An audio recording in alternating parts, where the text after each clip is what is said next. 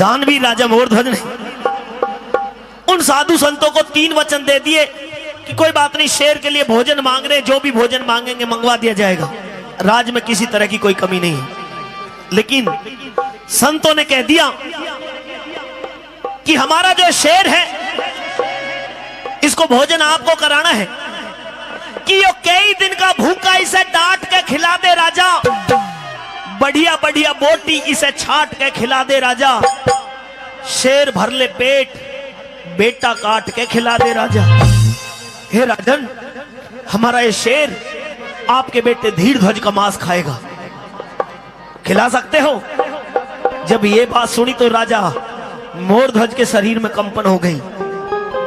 और सुनिए, पहली शर्त तो, पहला वचन तो यह कि हमारा शेर आपके बेटे धीरध्वज का मांस खाएगा, और दूसरी शर्त यह कि राजा और रानी अपने हाथों से अपनी संतान को चीर करके हमारे शेर के सामने डालोगे। और तीसरा हमारा वचन यह है कि पुत्र को, बेटे को चीरते समय ना तो राजा की आंखों में आंसू आने चाहिए, ना रानी की आंखों में आंसू आने चाहिए, और ना ही धीरध्वज की आंखों में आंसू आने चाहिए। अगर किसी की आंखों में आंसू भराए तो हमारे ये शेर भोजन नहीं करेगा।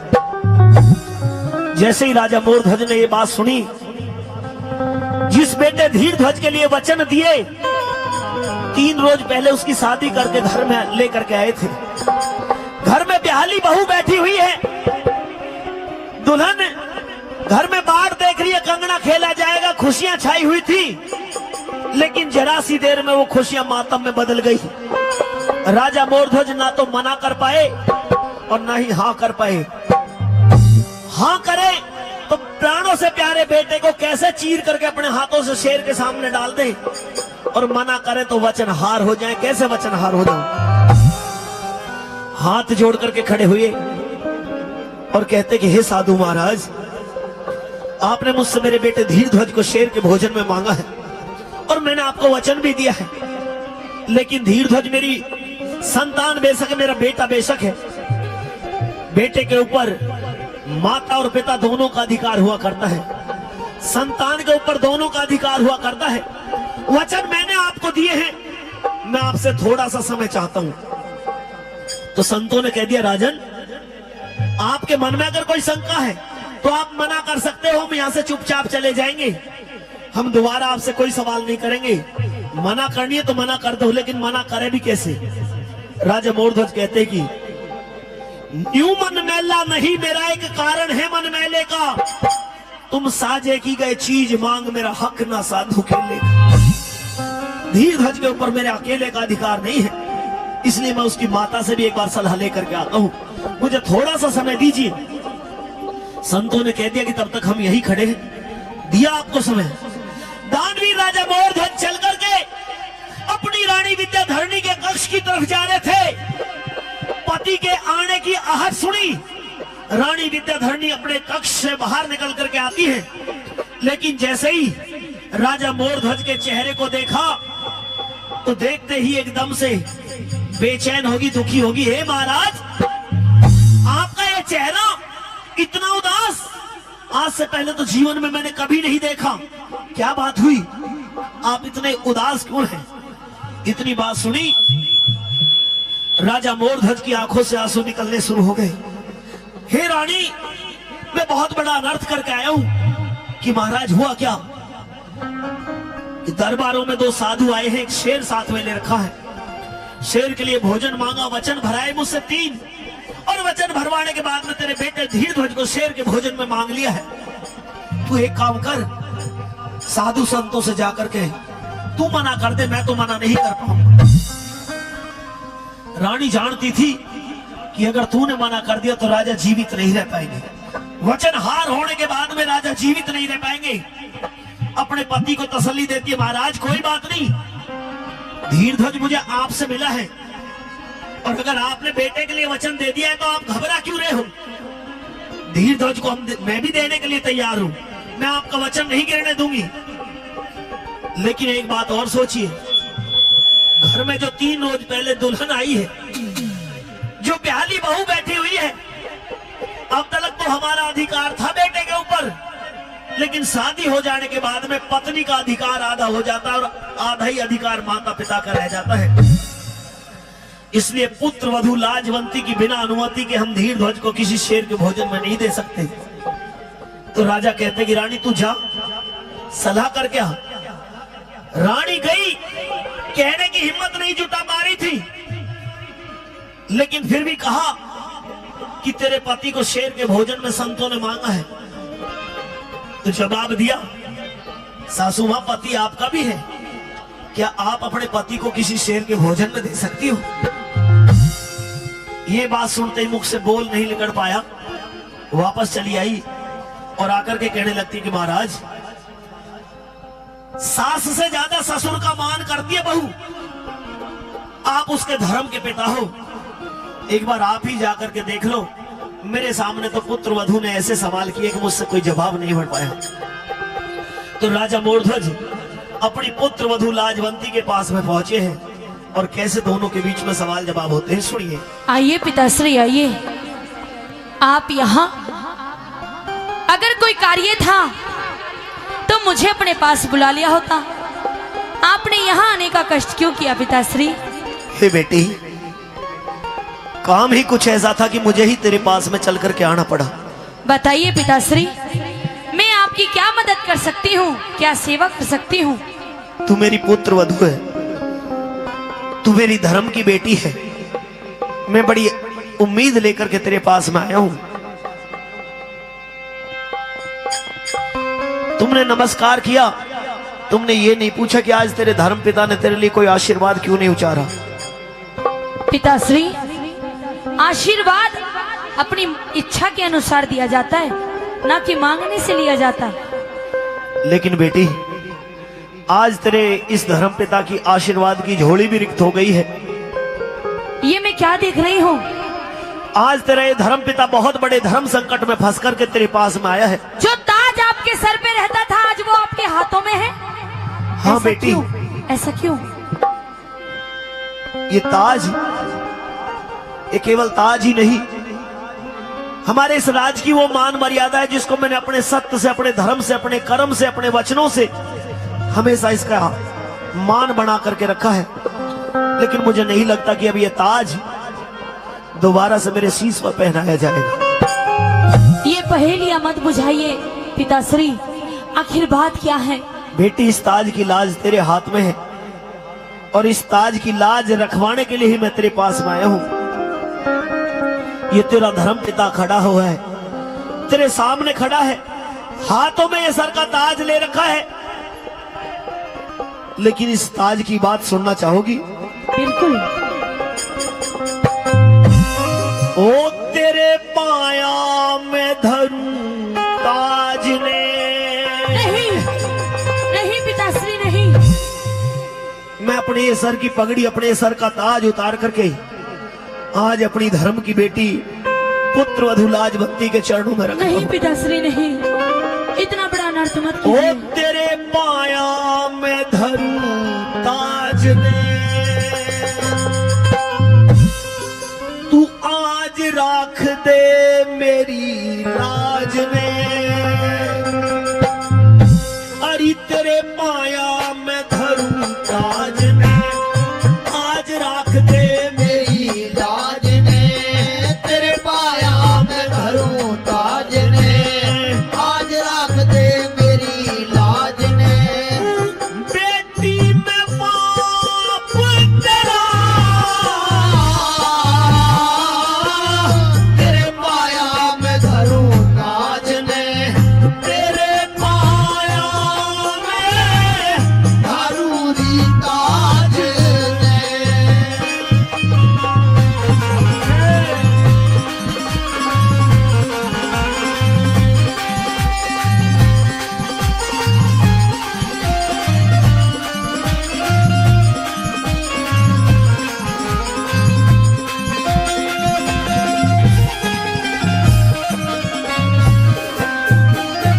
मात पिता से ऊंचा दर्जा जग में सास ससुर का जी, पूजा में स्थान प्रथम होता ब्याहे वर का जी। जाए से संस्कार मिल जा स्वर्ग बने उस घर का जी। गाय से संस्कार मिल जा स्वर्ग बने उस घर का जी। गाय से संस्कार मिल जा स्वर्ग बने उस घर का जी। हो स्वर्ग बराबर घर में तेरे, हो स्वर्ग बराबर घर में तेरे, नरक बना बन आया बेटी। क्या अमृत जैसी जिंदगानी में जहर मिलावण आया बेटी। नहीं भरया हुआ तेरा भरया हुआ सिंदूर मांग का मैं आज मिठावण आया बेटी। भरया हुआ सिंदूर मांग का आज मिटावन आया बेटी।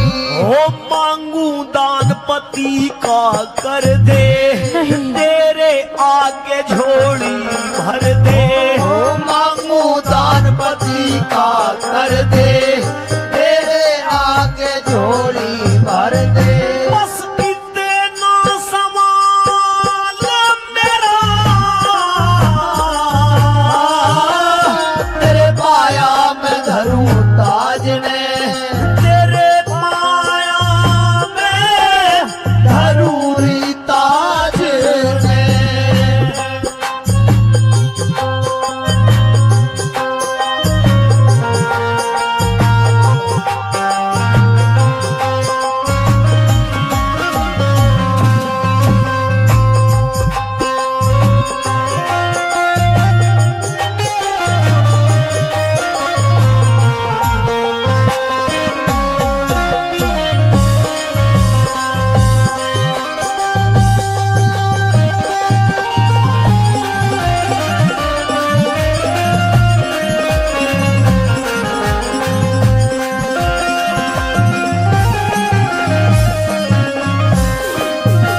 कौन दान करने वाली आपकी इमदाद में, माता पिता का होया करता हक अपनी औलाद में। पहलम तो वो बेटा तारा पति मेरा बाद में, पहलम तो वो बेटा तारा पति मेरा बाद में, पहलम तो वो बेटा तारा पति मेरा बाद में। हो मात पिता से ज्यादा बेटी, हो मात पिता से ज्यादा बेटी। पत्नी का अधिकार हो से सती वीर तो जती मर्द की जड़ में ताबे तार हो से। प्राणपति तो इस दुनिया में जीवन का आधार हो से। प्राणपति तो इस दुनिया में जीने का आधार हो से। हाँ आन बान कुल की मर्यादा हुआ करे से जान से ज्यादा। आन बान कुल की मर्यादा हुआ करे से जान से ज्यादा। हो जिसके सिर सेहरा, तेरे पाया में धरूं ताज ने, तेरे पाया में धरूरी ताज ने।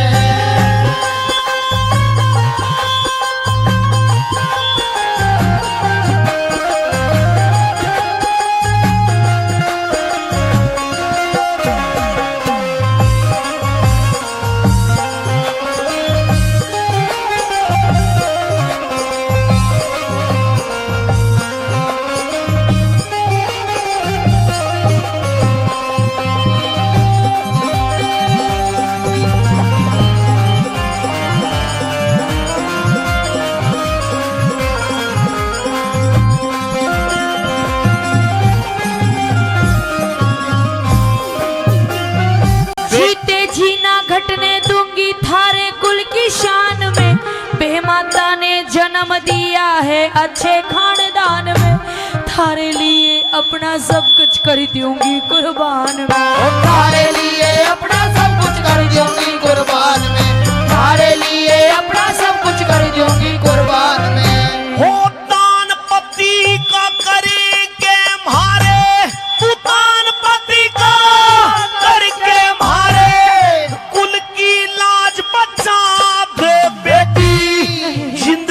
भर न भूलूं सर पे यो एहसान चढ़ा दे बेटी। धीर ध्वज ने दे घाल भेंट में भूखा शेर जिमा दे बेटी। धीर ध्वज ने दे घाल भेंट में भूखा शेर जिमा दे बेटी। और होनहार बलवान बतावे मानस की के पार बसावे। होनहार बलवान बतावे मानस की के पार बसावे। हो करे देश का जब फेरा तेरे पाया में धरूं ताज ने। तेरे पाया में धरूरी ताज ने।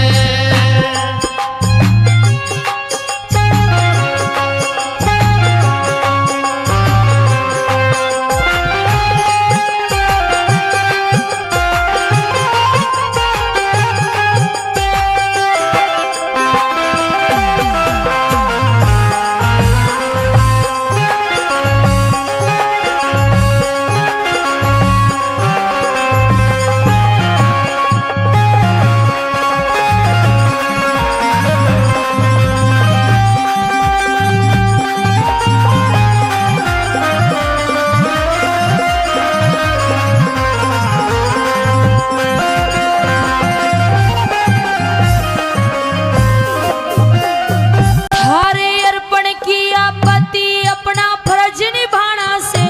संतों वाला कई रोज का भूखा शेर जिमाना से। मेरे पति ते नहीं जी कहते मेरा मांस खवाना से। मेरे पति से नहीं जिया तो मेरा मांस खवाना से। मेरे पति से नहीं जिया तो मेरा मांस खवाना से। हो जिसने बेटी जन्म दिया। हो जिसने बेटी जन्म दिया। वो धन धन तेरी जननी माई। फिर छाती से चिपका ली बहू आंखों के में आंसू लाई। इंद्रपाल जोड़ी वाला गम से भरी करे कविताई। इंद्रपाल जोड़ी वाला गम से भरी करे कविताई। अरे हे ईश्वर तेरी अद्भुत माया। भेद किसी को ना पाया। हे ईश्वर तेरी अद्भुत माया। भेद किसी को ना पाया। कद पाट्याना मेरा। तेरे पाया में धरूं ताज ने। आज राख दे मेरी लाज ने। तेरे पाया में धरूं ताज ने। आज राख दे मेरी लाज